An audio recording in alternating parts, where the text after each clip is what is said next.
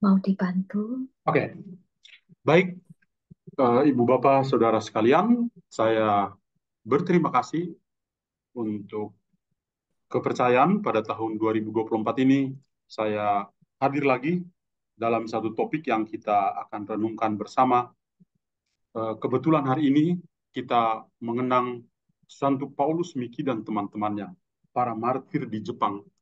Maka saya ingin untuk eh, membagikan sedikit pengalaman tentang para martir di Jepang juga ya karena pada bulan Mei tahun 2023 yang lalu saya pergi ke tempat Santo Paulus Miki, maka saya masih punya sedikit ingatan tentang eh, perkembangan sejarah gereja di Jepang. Seperti biasa saya menyiapkan materi dan saya coba untuk membagikannya paling kurang untuk kita bisa ikuti bersama. Kekuatan pengampunan di mana kita bisa belajar dari para martir yang ada di Jepang. Eh, Ibu Bapak Saudara sekalian, kalau kita omong tentang para martir di Jepang, bayangan kita tentang orang kudus yang kita kenang hari ini. Tapi saya akan mulai dengan membantu kita semua untuk memandang gambar yang saya tempatkan di sini. Ini adalah peta dari eh, negara Jepang, di mana di sini juga ada titik-titik tertentu yang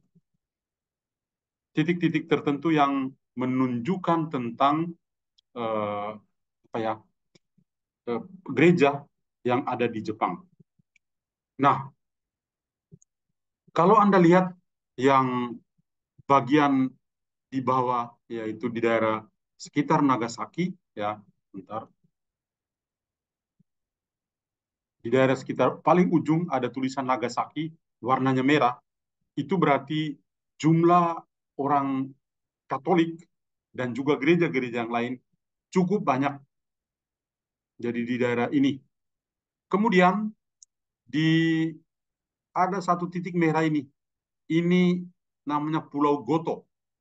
Pulau Goto itu satu pulau yang sangat Katolik, ya, 2 jam dari eh, Fukuoka ke Pulau Goto ini. Dan kemudian di dekat Tokyo juga ada banyak orang Katolik di sini. Ya, sedangkan daerah-daerah yang paling rendah atau sedikit saja orang Katolik itu sudah mulai daerah-daerah paling ujung ini, ya, yang warna kuning, eh, kuning sekali itu sedikit saja orang Katolik. Tapi menarik karena di daerah seperti ini, ketika kita bertemu dengan orang-orang Katolik, mereka sangat luar biasa. Ya, eh, kita senasib sama-sama minoritas, maka kekatolikan itu betul-betul nampak dan diuji ya. Saya teringat ketika ke pulau ini, Pulau Goto, itu satu pulau di mana dan sebentar kita akan lihat bagaimana orang-orang Katolik itu dipersekusi, mengalami penganiayaan dan mereka harus tinggalkan pergi ke satu pulau yang terpencil ini dan bersembunyi di sana dan kekatolikan tidak hilang ternyata. Di Pulau Goto ini setiap berapa kilometer kita bisa menyaksikan gereja-gereja dan sangat menarik ketika tiba di Pulau Goto itu driver yang membawa kami kemana-mana itu adalah orang Katolik, tantenya juga orang suster biarawati. Ya. Jadi menyenangkan daerah dengan minoritas orang Katolik tapi punya iman yang sangat kuat. Nah, bagaimana gereja Katolik bisa masuk di Jepang? Ya, di dalam sejarah gereja Jepang ada dua sosok yang terkenal yang menunjukkan atau paling kurang selalu dikenang, yaitu Santo Franciscus Saverius dari Spanyol dan Alessandro Valignano dari Italia. Kedua sosok ini yang boleh dikatakan sering disebut-sebut sebagai para Yesuit atau anggota sedikit Yesus yang masuk ke Jepang dan mulai mewartakan Injil di sana. Ditambah juga dengan umat Katolik Portugis yang datang ke pelabuhan Nagasaki dan dianggap sebagai, boleh dikatakan Nagasaki itu sebagai satu pusat Katolik yang penting di Timur Jauh. Ya. Meskipun banyak perbedaan itu terjadi di sana. Dan dalam waktu yang singkat, itu sekitar 1.000 orang itu mau menjadi orang Katolik. Jadi pewartaan mereka ya mulai dengan ini orang-orang Portugis adalah para pedagang dan kebetulan di Nagasaki kota pelabuhan maka gampang sekali mereka pergi ke sana dan berdagang dan kemudian ketika mereka mulai mewartakan Injil eh, orang-orang yang beragama Buddha dan Sintoisme itu mudah untuk dipengaruhi dan dalam waktu singkat 1.000 orang mau bertobat. Kemudian eh, sekitar 6 bulan itu sudah banyak sekali ya yang masuk menjadi Katolik.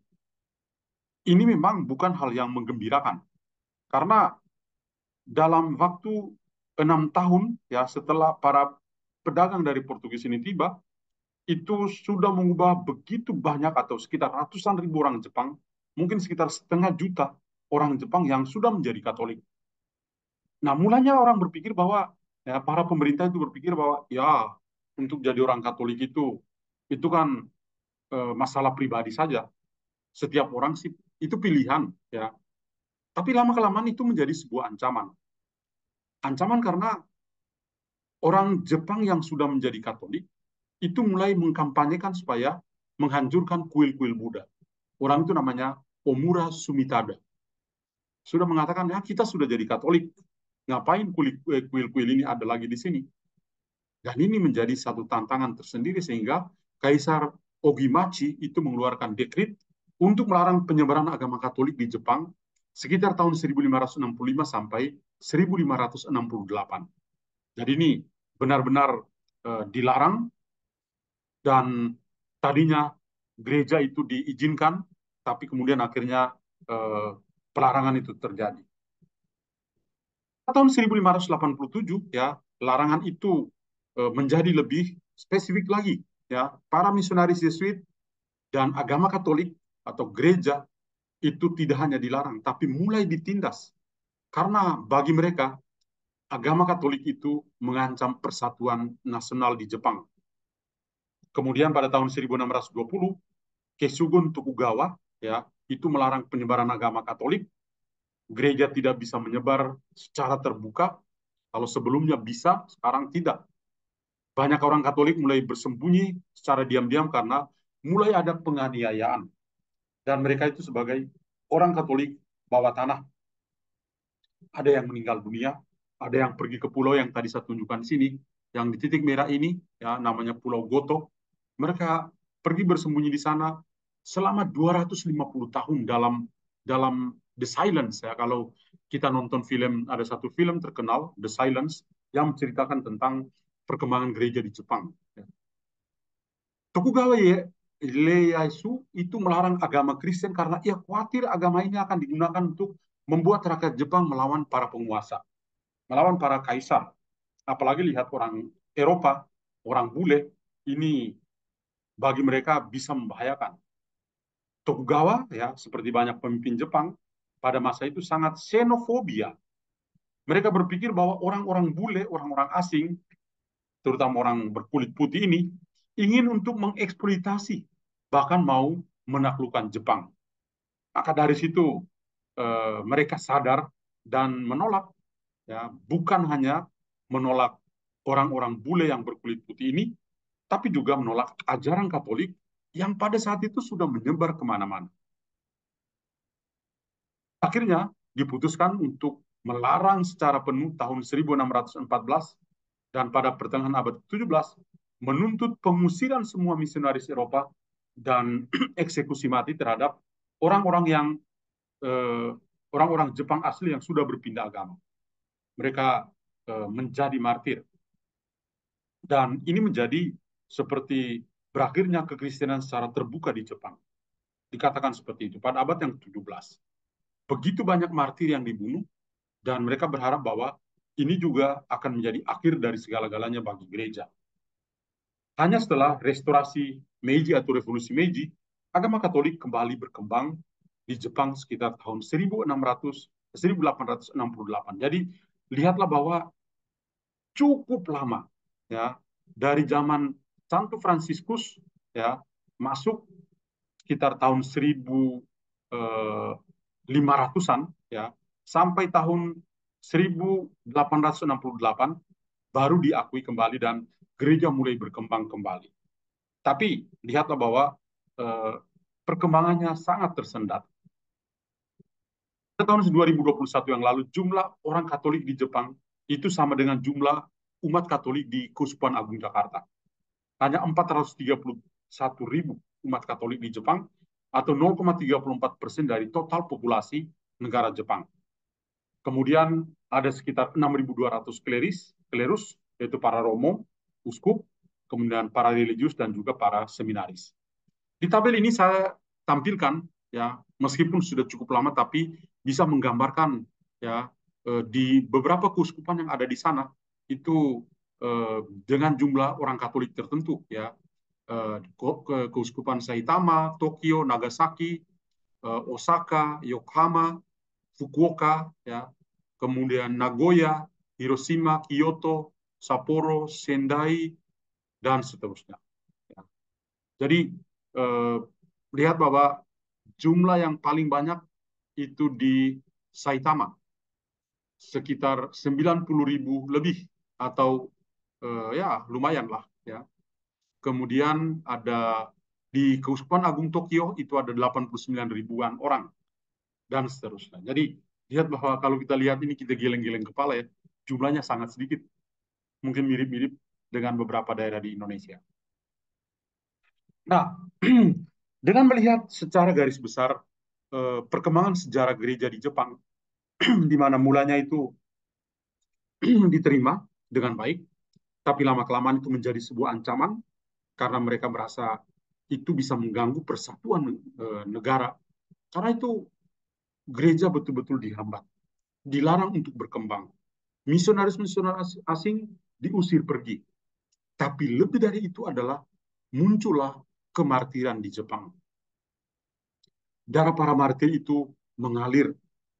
Dan martir pertama yang diakui secara resmi di Jepang adalah 26 martir dari Nagasaki yang disalibkan pada tahun 1597 dan dibeatifikasi pada tahun 1627. Ini ada 26 orang, di mana salah satu orang Jepang yang terkenal yang kita mau lihat pada malam hari ini adalah Santo Paulus Miki, ya, yang kita kenang juga pada hari ini. Nah, Anda bisa memperhatikan di sini bagaimana orang-orang ini diperlakukan. Mereka semua karena pengikut Kristus, mereka itu disalibkan, dan setelah disalibkan baru ditombaki. Tapi sebelum mereka ke bukit, ya, mereka melakukan perjalanan ke Bukit Nagasaki ini. Dalam perjalanan telinga mereka ini sudah dipotong, ya. Jadi telinga mereka dipotong, sudah berdarah-darah, kemudian baru sampai di sana mereka semua disalibkan, ada 26 orang disalibkan. Setelah mereka di atas salib baru mereka semua ditikam sampai mereka meninggal dunia sebagai martir. Nah, Santo Agustinus ketika berkomentar tentang kemartiran, ya, dia mengatakan bukan apa yang diderita seseorang, melainkan motif penderitaannya yang menjadikannya seorang martir. Penderitaan kita bukanlah yang membuat kita menjadi martir, Tuhan, melainkan keadilan kita. Jadi yang paling penting di sini bukan penderitaan yang mereka alami. Santo Agustinus mengatakan motivasi kenapa mereka menjadi martir itu yang paling penting. Dan tentu saja motivasi untuk menjadi martir adalah karena cinta mereka pada Kristus yang tersalib. Itu satu alasan yang paling penting. Karena Kristus yang tersalib, maka mereka itu siap untuk menderita. Mau disalibkan seperti gurunya juga, ya. Kita lalu teringat pada para murid Yesus juga sama. Mereka juga pada akhirnya disalibkan seperti Kristus sendiri. Bahkan yang lebih ekstrim ada yang disalibkan dengan kepala ke bawah. Tapi para martir di Jepang semua punya salib yang modelnya begini, ya. Jadi ada tempat mereka berdiri, ya, semuanya diikat. Setelah mereka sudah terikat di atas, baru ditikam satu-satu. Tapi posisi telinga mereka sudah dipotong. Santa Teresa dari Avila ketika berkomentar tentang uh, kemartiran, dia mengatakan begini, ketika jiwa dianiaya, ia mengalami sukacita batin yang besar dan kedamaian yang jauh lebih besar daripada sebelumnya. Jiwa tidak menanggung permusuhan terhadap mereka yang memperlakukannya dengan buruk atau ingin melakukannya. Sebaliknya, jiwa memiliki kasih yang khusus terhadap orang-orang seperti itu. Dan jika ia melihat mereka dalam penderitaan, ia akan sangat berduka dan akan melakukan segala daya untuk meringankan penderitaan mereka. Ia suka memuji orang-orang seperti itu kepada Tuhan dan akan bersuka cita karena melepaskan sebagian nikmat yang diterimanya dari Tuhan jika ia dapat memberikannya kepada musuh-musuhnya. Dan dengan demikian mungkin mencegah mereka untuk menyinggung Tuhan.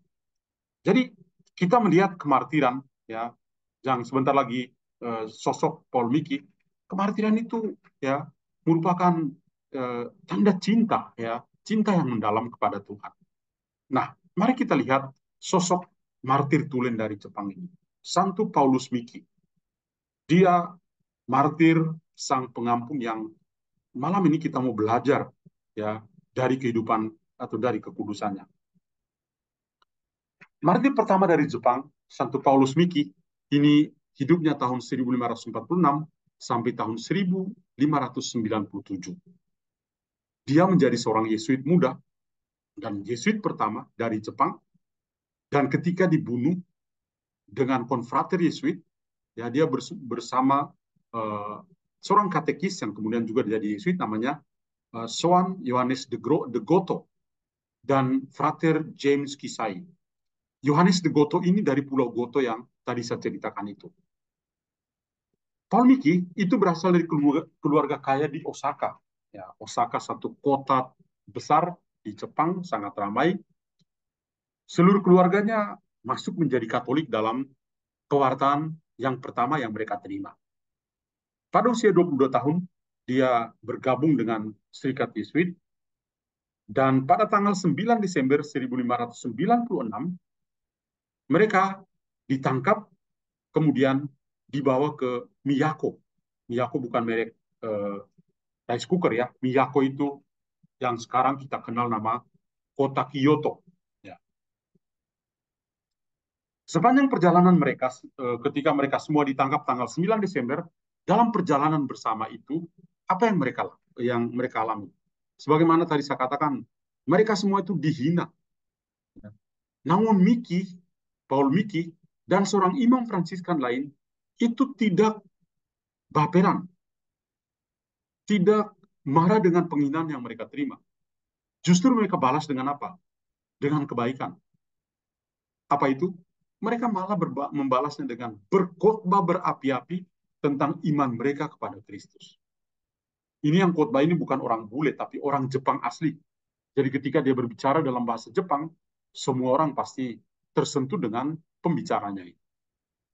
Kemudian ketika mereka tiba di sana, ya, sebelum mereka disalibkan, Pastor Pasio itu membawa atau menjemput Paul Miki, Juan de Goto, dan James Kisai. Dan ketika mereka tiba di komunitas, mereka mengikrarkan kaul pertama mereka sebagai Yesuit. Selanjutnya Paul bersama 25 teman yang lainnya, yaitu para Yesuit, Fransiskan, dan orang-orang awam, itu mereka dihukum mati. Sangat keji. Mereka secara paksa digiring sejauh 600 mil ke seluruh Jepang untuk menjadi contoh bagi orang lain, menakut-nakuti orang lain supaya mereka jangan menjadi Katolik. Kalau jadi Katolik, mereka akan digiring 600 mil jauhnya seperti ini. Dan tidak hanya digiring saja, tapi mereka juga mengalami penderitaan yang tadi saya ceritakan. Penduduk desa melecehkan mereka ketika mereka lewat. Tapi orang-orang Kristen tetap teguh. Mereka tetap menyanyikan lagu Te Deum, sebuah nyanyian pujian Kristiani yang sampai saat ini kita kenal. Te Deum Laudamus, ya. Itu. Jadi mereka tidak hanya mengalami kekerasan fisik berdarah-darah, tapi juga kekerasan verbal yang mereka alami dalam hidup mereka, dalam perjalanan menjadi martir. Kemudian di samping nama-nama yang tadi disebut, ya, ada Paul Miki, kemudian James, dan yang satu lagi adalah Yohanes de Goto atau dari Pulau Goto. Juga ada beberapa nama lain yang terkenal. Ada Franciscus, itu tukang kayu yang ditangkap ketika dia datang untuk menyaksikan eksekusi eh, di atas bukit ini. Dia datang mau nonton. Tiba-tiba mereka tangkap dia karena mereka tahu dia orang Katolik. Dia juga akhirnya ikut disalibkan. Ada Gabriel, usia 19 tahun. Dia itu adalah pekerja di komunitas Fransiskan. Ada Leo Kinuya, usia 28 tahun, tukang kayu dari Miyako atau dari Kyoto. Ada Diego Kisai atau Kishemon. Ada Joaquim Sakakibara. Ya, dia ini adalah tukang masak di komunitas Fransiskan di Osaka. Ada Petrus Sukijiro. Ya, namanya kayak orang Jawa ya.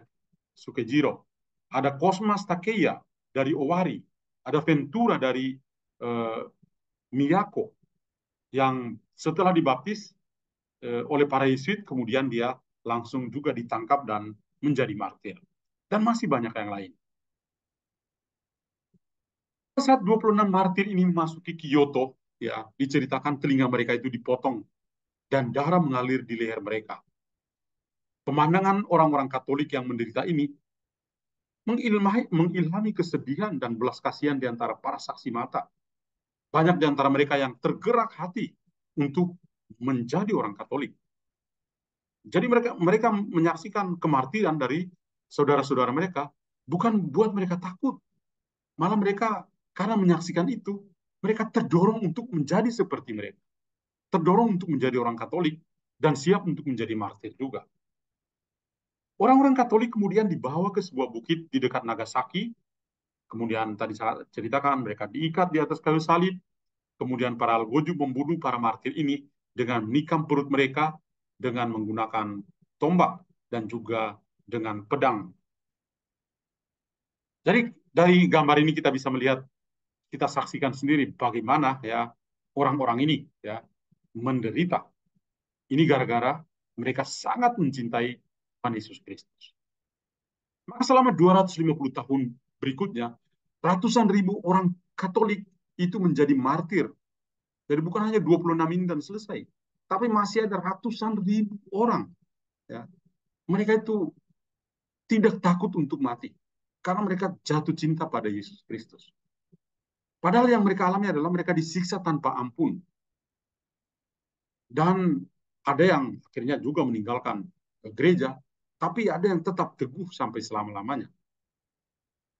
Jadi di kantong-kantong umat Katolik yang tetap tinggal seperti di Pulau Goto, mereka itu tetap secara diam-diam itu mempraktikkan iman mereka. Pada tahun 1854, perbatasan Jepang dibuka kembali ke arah barat dan banyak misionaris akhirnya kembali untuk memberi makan iman kepada orang-orang Kristen yang tersembunyi di sini. Jadi ketika tahun 1854 sudah terbuka, akhirnya misionaris datang dan mulai mencari daerah-daerah terpencil, termasuk Pulau Goto, ya, termasuk Fukuoka, termasuk juga Nagasaki, dan lain sebagainya. Kemudian pada tahun 1871, toleransi beragama kembali ditegakkan, sehingga memungkinkan adanya ibadah publik. Orang bisa datang ke gereja, bisa misa, ya. Dan pada saat ini ada sebuah monumen nasional yang menandai tempat eksekusi di Nagasaki, Jepang. Saya sempat ke sana karena tempat ini sangat terkenal ya di daerah Nagasaki. Nah, Bapak sekalian, sosok yang kita mau belajar dari dia malam hari ini adalah sosok martir Santo Paulus Miki. Ya. Tadi ceritakan dia ketika pertama kali dibaptis, dia tidak sendirian, tapi dengan seluruh keluarganya. Dan ini kita bisa melihat bahwa keluarga Paulus Miki ini tidak main-main. Sekali masuk Katolik, ya semuanya satu kali.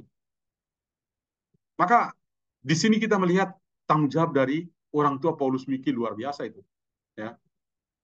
Mereka yang terbuka pada iman Kristiani dan pengalaman sebagai orang tua Katolik itu akhirnya diteruskan pada anak-anak. Dan kita bisa menyaksikan bagaimana Paul Miki dengan perkembangan rohaninya sangat matang. Bahkan dia membuka dirinya untuk menjadi seorang Yesuit yang pertama dari Jepang dan juga menjadi martir pertama dari Jepang.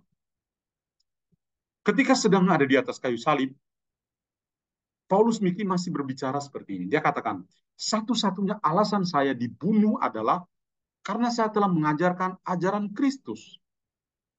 Saya bersyukur kepada Tuhan karena alasan ini. Karena alasan inilah saya mati sebagai martir. Dan saya percaya bahwa saya mengatakan kebenaran sebelum saya mati. Saya tahu Anda mempercayai saya. Dan saya ingin mengatakan kepada Anda sekalian, mintalah kepada Kristus untuk menolong Anda menjadi bahagia. Saya menaati Kristus, mengikuti teladan Kristus. Saya mengampuni para penganiaya saya. Saya tidak membenci mereka. Saya memohon kepada Allah untuk mengasihani semua orang. Dan saya berharap darah saya yang tercurah ke atas sesama saya sebagai hujan yang subur. Saya melihat kutipan ini benar-benar sangat bermakna. Paulus Miki itu sedang menderita. Sedang ada di atas kayu salib. Tapi dalam situasi seperti itu, dia tidak mencari perhatian orang lain dengan mengatakan dia sedang menderita. Tapi yang terjadi justru dia malah berkhotbah kepada teman-teman yang lain, memberikan peneguhan kepada teman-teman 25 orang yang lain supaya bisa menerima penderitaan mereka di atas kayu salib ini. Apa yang dia lakukan? Ya, dia mengatakan satu-satunya alasan saya menjadi martir ini karena saya telah mengajarkan ajaran Kristus. Ini poin yang pertama. Saya siap untuk mati karena saya mengajarkan ajaran Kristus. Apa ajaran Kristus? Cinta kasih, damai sejahtera, sukacita. Ajaran-ajaran universal dari Yesus itu diajarkan oleh Paulus Miki kepada teman-temannya. Kemudian, saya bersyukur kepada Tuhan karena alasan mengajarkan ajaran Kristus itu, maka dia mati. Dia menerima kematian dengan sukacita. Dia tidak main hitung-hitungan dengan Tuhan. Tapi bahwa karena Tuhan sudah memberi segala-galanya, dia juga memberi segala-galanya kepada Tuhan. Nyawanya pun dia mau berikan. Maka itu dia menyatakan rasa syukurnya. Yang ketiga, saya percaya bahwa saya mengatakan kebenaran sebelum saya mati. Apa yang dia ungkapkan tentang dia punya tugas untuk mengajarkan Kristus kepada orang-orang lain. Dia punya hati yang penuh syukur. Itu adalah sebuah kebenaran. Itu adalah sebuah kebenaran. Dan itu dia mau tunjukkan sebelum dia meninggal sebagai seorang martir. Yang berikut, saya tahu Anda mempercayai saya dan saya ingin mengatakan kepada Anda sekalian, mintalah kepada Kristus untuk menolong Anda supaya bisa menjadi bahagia, itu supaya menjadi selamat. Nah, ini menarik karena apa? Karena eh, Santo Paulus Miki itu memberikan peneguhan kepada teman-teman yang lain. Kamu minta pada Yesus supaya Yesus bisa memberikan kepada kalian atau menolong Anda untuk bahagia. Bahagia di sini berarti keselamatan. Minta kepada Yesus supaya dia kasih keselamatan kepadamu. Yang berikut, saya mentaati Kristus. Dia taat pada Kristus.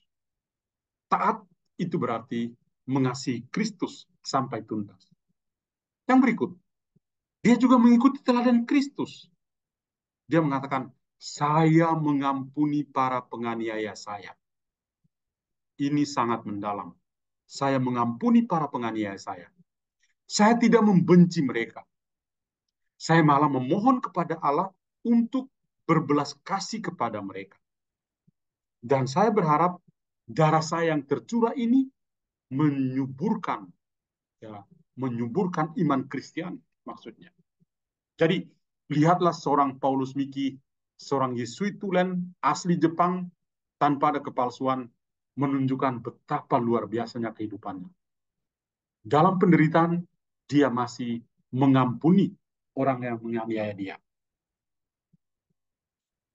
Kata yang lain adalah begini. Dia katakan, saya berharap darah saya akan jatuh ke sesama seperti hujan yang bermanfaat. Demikian kasihnya kepada kita yang dan memotivasi pengorbanannya. Ketika kita merenungkan kesaksiannya hari ini, maka mari kita melakukannya dengan kerendahan hati dan hati yang terbuka, terbuka pada kebenaran yang ia cintai dan ia wartakan.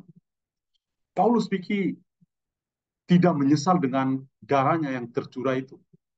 Saya harap darah saya tertumpah ini menjadi seperti hujan yang bermanfaat atau hujan yang menyuburkan. Hanya orang yang punya iman yang tinggi yang bisa menunjukkan ini secara sempurna.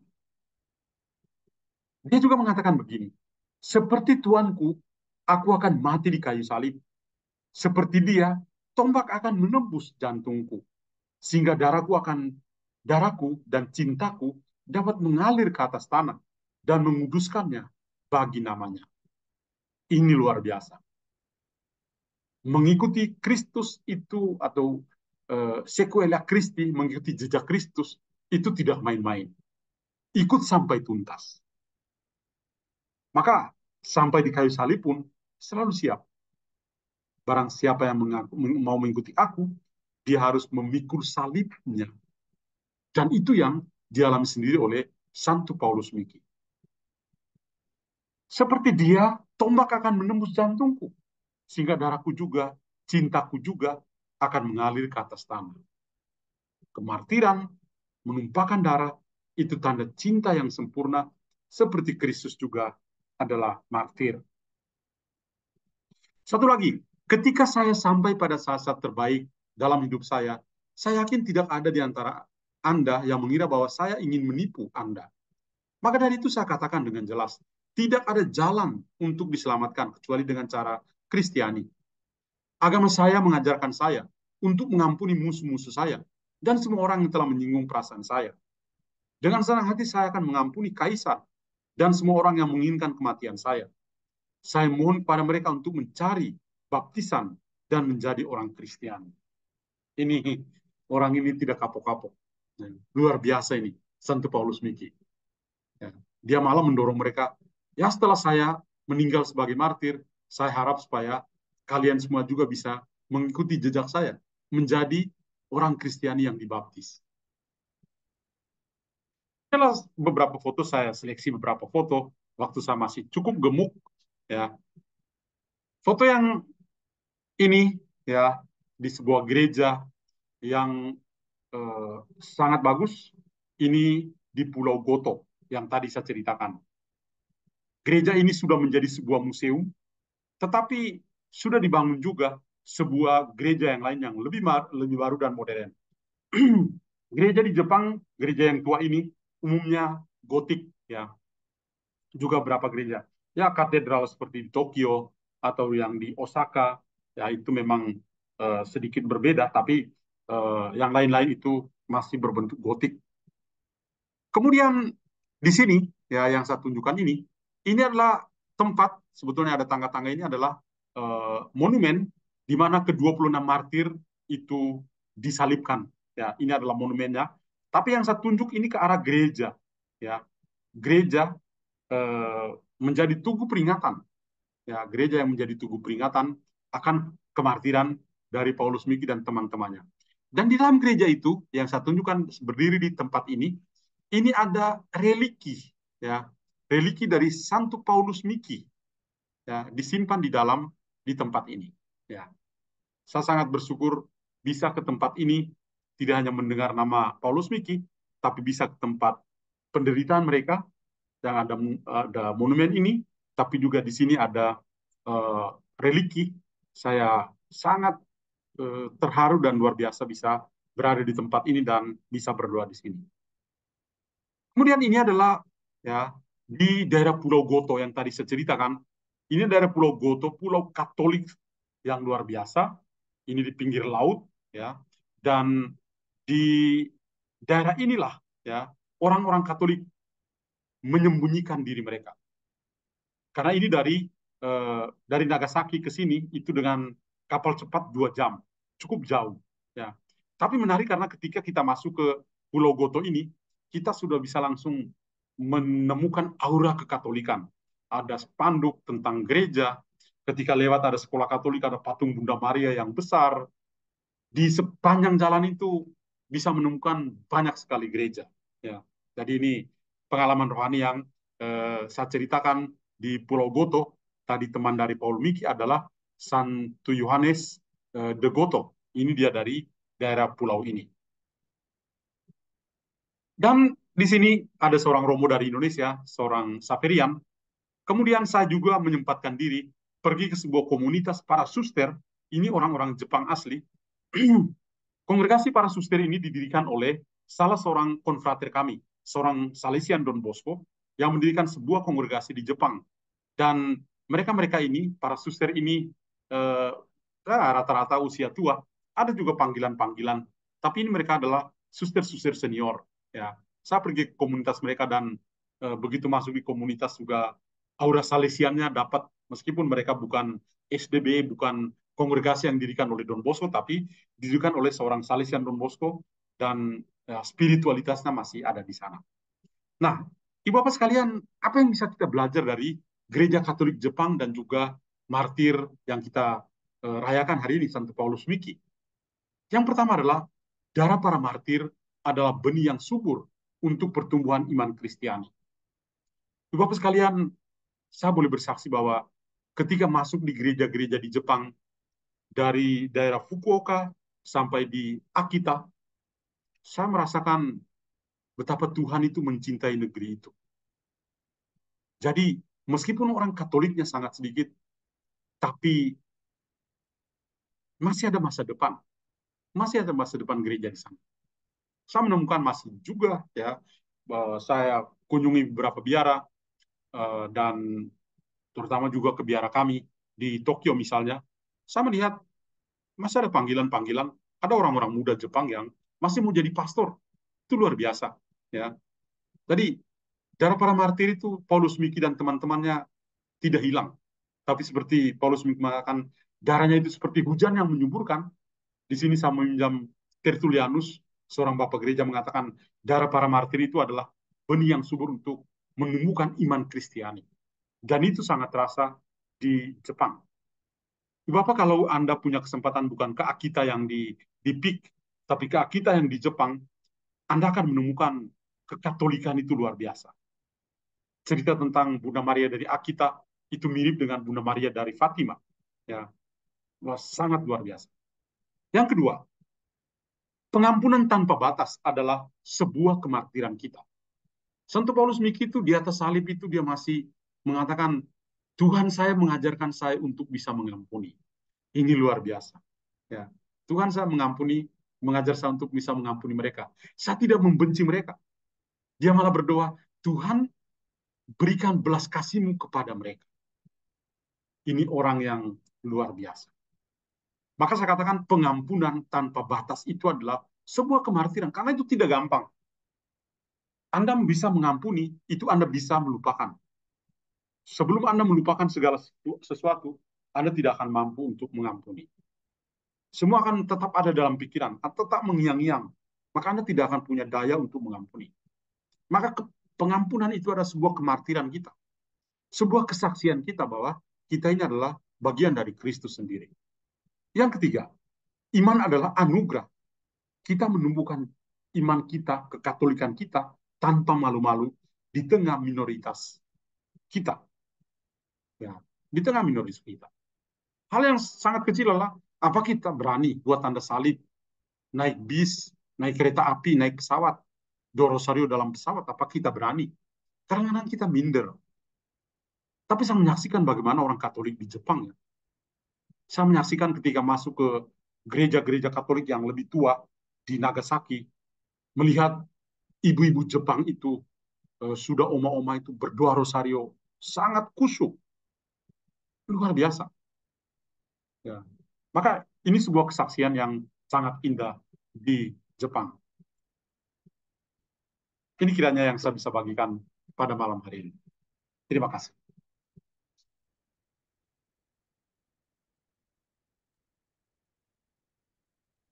Terima kasih, Romo Jonglaba. Perenungan pada malam hari ini yang membawa kami mengerti akan kemartiran dari Santo Paulus Miki yang menjadi juga contoh teladan bagi kita yang masih berziarah di muka bumi ini. Saya mau memberikan ringkasan Romo dari perenungan Romo pada malam hari ini, walaupun saya mendengarnya dengan sayup-sayup Romo karena speaker saya bermasalah, tapi saya berusaha. Saya mau meringkas ya Romo. Ya, Romo membawa tema kekuatan pengampunan, belajar dari semangat pengampunan dari martir, terutama Santo Paulus Miki. Keadaan gereja Katolik di Jepang di mana para pedagang Portugis pertama mengubah ratusan ribu orang Jepang menjadi Katolik dan tantangan besar untuk Kaisar Ogimachi untuk mengeluarkan dekret untuk melarang penyebaran agama Katolik di Jepang karena kekhawatiran beliau rakyat Jepang akan melawan penguasa. Dan pada pertengahan abad ke-17, pengusiran semua misionaris Eropa dan eksekusi kematian. Hal ini menandai berakhirnya kekristenan secara terbuka di Jepang. Belajar dari Santo Paulus Miki, kemartiran adalah tanda cinta yang mendalam akan Yesus. Cinta akan Yesus yang tersalib.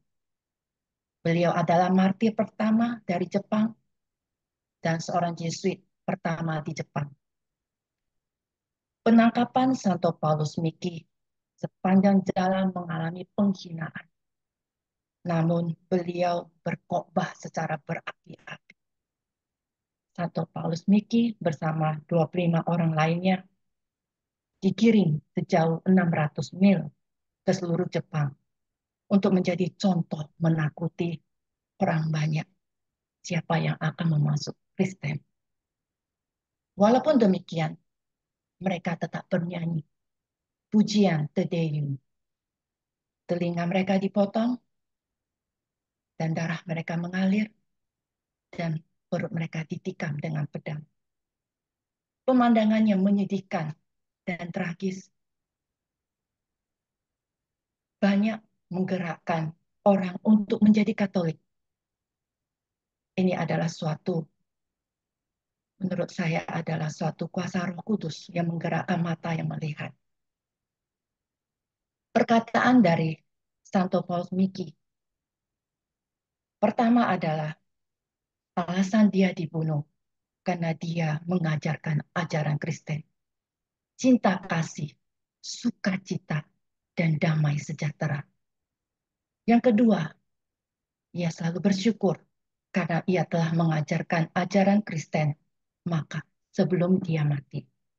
Dan ketiga, percaya bahwa dia telah menyatakan kebenaran Kristus. Dan keempat, dia mengajak untuk meminta kepada Kristus untuk menolong kita menjadi bahagia, yang artinya keselamatan.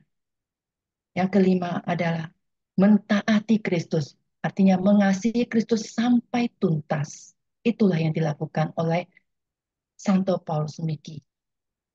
Yang keenam, ia mengikuti teladan Kristus. Mengampuni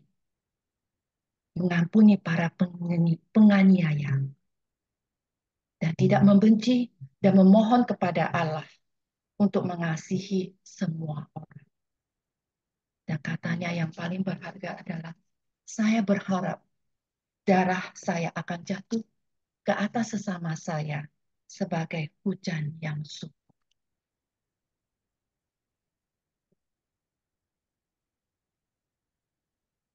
Pengampunan tanpa batas adalah sebuah kemartiran. Marilah kita melakukan dengan kerendahan hati, dengan hati terbuka terhadap kebenaran. Kemartiran merupakan tanda cinta kepada Yesus yang tersalib. Refleksi bagi kita yang masih berziarah di muka bumi ini. Penderitaan, sakit penyakit, pergumulan hidup merupakan cara kita untuk melanjutkan keselamatan yang Tuhan berikan. Dengan cara kita mengampuni yang diajarkan Yesus. Di dalam penderitaan, tidak mengeluh, tetap taat, tetap mengasihi, tetap mengampuni, dan tetap dalam sukacita bahwa ada karya Tuhan di dalam kehidupan kita yang hendak Ia nyatakan. Ini yang bisa saya ringkas, Romo. Ya, Perenungan Romo yang sangat luar biasa pada malam hari ini yang mengajarkan kepada kita semua. Baik, Bapak Ibu, waktu pukul, wah, tinggal 5 menit, Romo. Saya ya, rasa untuk bertanya satu orang dulu ya, Romo. boleh. Persilakan Bapak Ibu, siapa yang mau bertanya atau bersharing iman.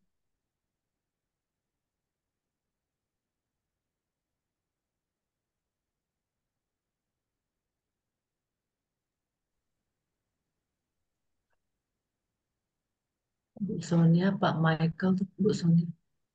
Agak Michael, tahu. oh ya, Pak Michael, silakan. Makasih, Bu Tino. Bukan, dia jempol itu. Selamat Jempol malam, ya. Ibu Sonia, moderator. Ya, Izinkan saya bertanya. Romo atau Peterjun Laba, sewaktu mengikuti presentasi tadi, terus terang seperti nggak kuat berdiri berloma dan merinding. Merinding karena begitu dahsyat dan militansinya keteguhan iman dari Santo Paul Miki dan kawan-kawan 25 orang itu. Luar biasa militansinya.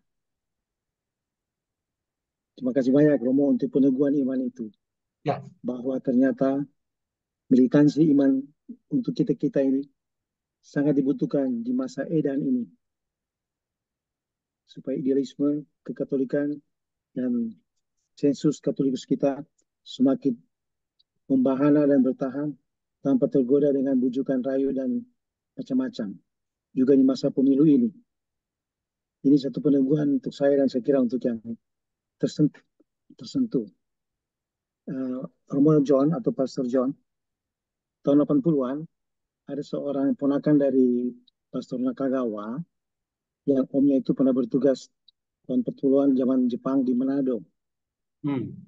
Dia sangat tersentuh pas waktu itu saya sekretaris Dewan Paroki Katedral Manado, datang ke Keuskupan Manado, dan saya diminta untuk mendampingi beliau, Pastor Nakagawa. Dia mencari jejak-jejak omnya yang dulu pernah bertugas sebagai pastor militer Al-Musenir di zaman pendudukan Jepang 41 sampai 45 di Manado.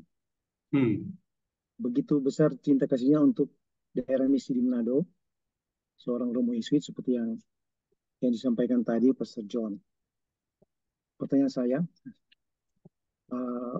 bagaimana Romo spiritualitas Salesian dengan Yesuit?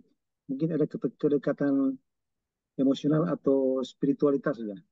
Sehingga malam ini Romo di samping liturgi hari ini kita memperingati Santo Paulus Miki, Pater memilih topik ini yang luar biasa untuk kita menyimak untuk saya. Ya, Don Bosco itu adalah santo modern ya. Dia juga punya idola-idola orang kudus sebelumnya. Orang seperti Santo Fransiskus dari Sales itu dia juga sangat mengagumi, maka dia dirikan kongregasi Salesian. Salesian dari nama Fransiskus dari Sales. Tapi ketika dia menyusun konstitusi kongregasi kami yang pertama kali, dia banyak membaca tulisan-tulisan dari Santo Ignatius Loyola, Santo Fransiskus dari Assisi, Santo Dominikus, ya, Santo Alfonsus Maria Gregori, orang-orang kudus yang jauh lebih tua dalam sejarah gereja dengan tulisan-tulisan mereka, dan Don Bosco banyak membaca, dan dari situ pengalaman rohaninya yang kami ambil ya, itu cerita-cerita apa yang dia rasakan sebagai orang kudus ya, dengan membaca cerita orang kudus sebelumnya seperti Santo Ignatius dan lain sebagainya. Maka malam ini memang saya sebagai seorang pastor Salesian, tapi saya bercerita tentang seorang kudus Yesuit, Santo Paulus Miki, karena memang ketika seorang menjadi kudus itu milik seluruh gereja. tidak lagi menjadi milik kongregasinya. Ya, Don Bosco bukan milik kami para Salesian, tapi milik gereja. Santo Ignatius juga sama. Santo Paulus Miki yang kita kenang juga sama. Milik gereja. Jadi orang-orang kudus ini memberikan kebajikan-kebajikan istimewa kepada kita. Ya. Maka ada dua motivasi yang membuat saya kenapa memilih Santo Paulus Miki. Pertama karena saya sendiri sudah pergi ke tempatnya. Ya. Pergi ke tempat Paulus Miki, tempat kemartirannya, ya, dan melihat sendiri tempatnya. Wah, luar biasa. Membayangkan bagaimana eh, mendaki, ya, mendaki ke atas bukit, baru disalibkan di sana setelah berdarah-darah. Waduh, itu benar-benar sangat menyedihkan, ya. Tapi itulah kemartiran. Kemudian bisa menyaksikan juga perkembangan gereja, ya, dengan melihat bahwa gereja-gereja tua, gereja gotik itu masih masih dipegang sekarang, ya. Bahkan di kota Nagasaki dan Hiroshima itu ada gereja yang pernah eh, dibom, ya, dibom, dan masih ada peninggalan-peninggalan, ada museumnya, ada benda-benda rohani yang ada di sana, ada patung eh, sepotong dari patung Bunda Maria, kemudian ada eh, piala Siborium dan peninggalan-peninggalan lain. Mereka tetap mengumpulkan di sebuah museum di depan gereja. Ya. Jadi di negara seperti itu dengan jumlah orang Katolik yang sangat terbatas, tapi benar-benar mereka tumbuh. Perkembangan seminari itu juga luar biasa. Ya. Di sebuah gereja ditunjukkan bagaimana panggilan-panggilan imam perdana di Jepang itu mau dimulai. Ya. Kemudian bagaimana proses mendirikan seminari dan lain sebagainya. Jadi memang luar biasa. Ya. Itu sebabnya saya jadikan selain bercerita tentang perkembangan gereja Jepang, saya juga bercerita tentang orang kudus yang eh, luar biasa ini, ya, yang tadi kita dengar. Itu Pak Mikael. Ya, terima kasih Ya, Ibu Dr. Sonia, makasih.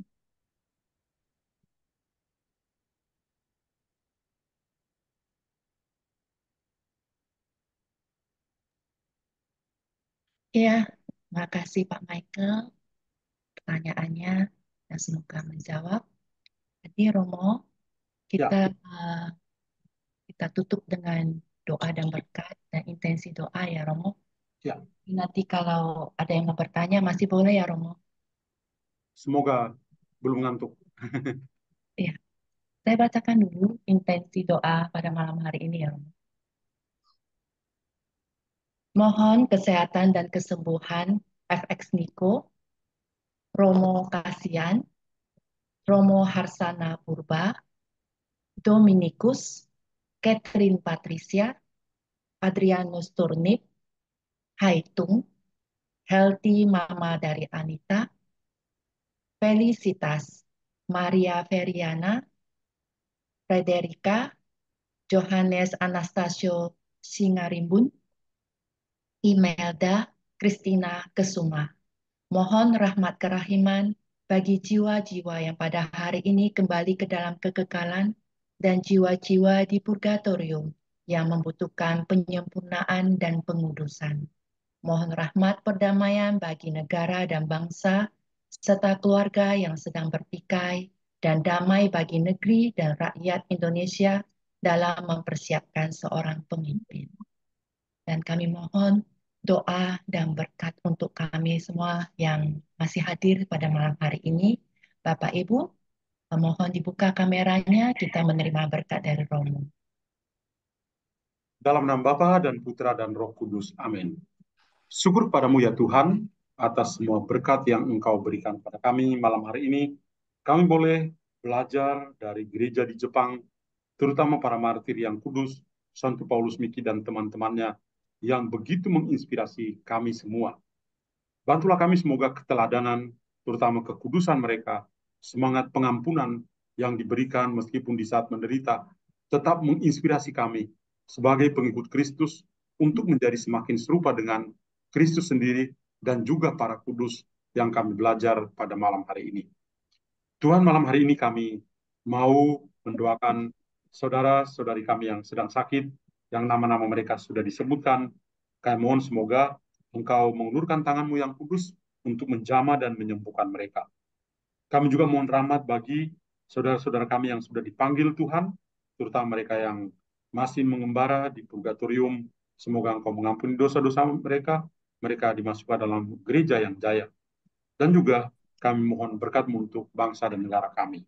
Semoga menjelang tahun ini, tahun politik ini, gereja-Mu ya, di Indonesia bertumbuh dengan damai dan menjadi saksi juga bagi semua orang untuk membangun perdamaian bersama di negeri tercinta ini. Terima kasih Tuhan, nama-Mu kami puji, kini dan sepanjang masa. Amin. Amin. Mari kita mohon berkat Tuhan, juga berkat untuk istirahat pada malam hari ini. Tuhan bersamamu dan semoga kita semua istirahat malam ini semua senantiasa dilindungi dan diberkati oleh Allah yang Maha Kuasa, Bapa dan Putra dan Roh Kudus. Amin. Ya, mari Bapak Ibu buka kameranya, kita akan foto bersama. Silakan Ibu Lucialin. Iya, Bu. Bentar ya, Bu ya. 1,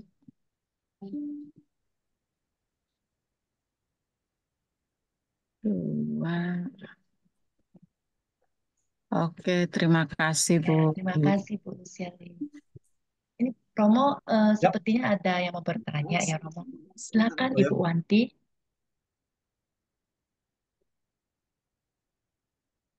Romo, selamat malam. Ya, Saya sangat terharu Romo. Sampai dari tadi itu dengarnya saya menangis Romo. Air mata saya tuh tinggal keluar. Karena apa? Saya memang komitmen Romo untuk tiap hari itu menyambut tubuh Kristus. Bahwa aku tuh harus tiap hari tuh menjatuhkan diri dengan Kristus. Tapi kadang-kadang ada timbul rasa capek. Ya, timbul rasa lelah. Karena memang cukup jauh. Dari rumah saya itu cukup jauh. Kadang-kadang saya naik angkot, kadang-kadang saya bawa mobil. Tapi dengan peristiwa malam ini, Yesus, saya merasa saya terlalu lemah, terlalu enggak tahu diri gitu loh. Masa cuma jarak begitu aja saya harus harus merasa lelah. Sedangkan ada orang yang begitu menunjukkan kasihnya, menunjukkan betapa dia sangat mengasihi Yesus, menghormati Yesus, sehingga nyawanya pun dia berikan. Jadi makanya mungkin dari tadi aku dengar tuh aku menangis terus Romo. Dan semoga cerita Romo ini semakin menguatkan saya, menguatkan hidup saya. Bahwa kita tuh menjadi martir bukan juga cuma karena kita harus menghilangkan nyawa kita. Tetapi bisa dengan kita tekun setiap hari masuk di dalam perjamuan kudus, sakramen Ekaristi, menyambut tubuh Kristus. Kita berusaha meluangkan waktu. Dan kita juga bisa, dimanapun kita berada, kita selalu membuat tanda salib. Saya memang berusaha, Romo, mau ambil naik mobil, naik ojek, itu aku buat tanda salib dulu. Mau apapun juga, saya selalu buat tanda salib. Memang pertama tuh mulainya susah, kayak aneh gitu loh. Kadang-kadang anak saya juga bilang begini, Mami, kok orang nonton gitu loh. Saya pertama juga kadang-kadang juga malu, tapi aku pikir itulah bukti cintaku kepada Yesus. Aku membuktikan bahwa aku mengasihi dia. Jadi saya kalau mau naik angkot, itu angkot aku stop, aku tanda salib dulu baru naik. Mau ambil uang ATM di bank atau beli apa, aku tanda salib dulu baru ambil. Berusaha untuk menunjukkan bahwa itulah menunjukkan kasih. Padahal itu sebenarnya juga seperti martir ya Romo ya, bahwa martir itu bukan cuma kita maki saja, tapi itu juga menunjukkan bahwa meluangkan waktu untuk Yesus, meluangkan waktu untuk sesama kita, mungkin menjenguk orang di rumah sakit, mendoakan mereka, itu juga bisa kita anggap itu sebagai martir ya Romo ya. Kita menunjukkan kasih kita untuk Yesus.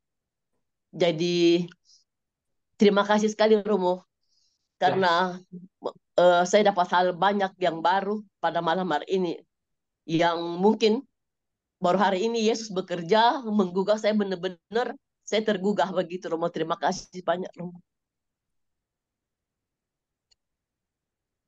Ya, Oke, baik. terima kasih Sudah Bu jam Wanti. 9:10, kayaknya sudah ngantuk semua. Iya, Apalagi yang di Ambon, di Manado.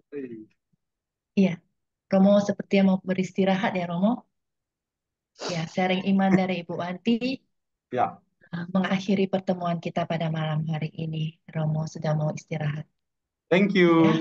iya. Tuhan Terima berkati. Terima kasih, kasih ya Ibu Romo, Wanti luar sharingnya biasa. Terima kasih Bu pada Sonia. kita Terima semua. kasih Bu Terima Wanti, kasih Bu sharing Regina yang luar semuanya. biasa. Ya. Iya, Ibu Selamat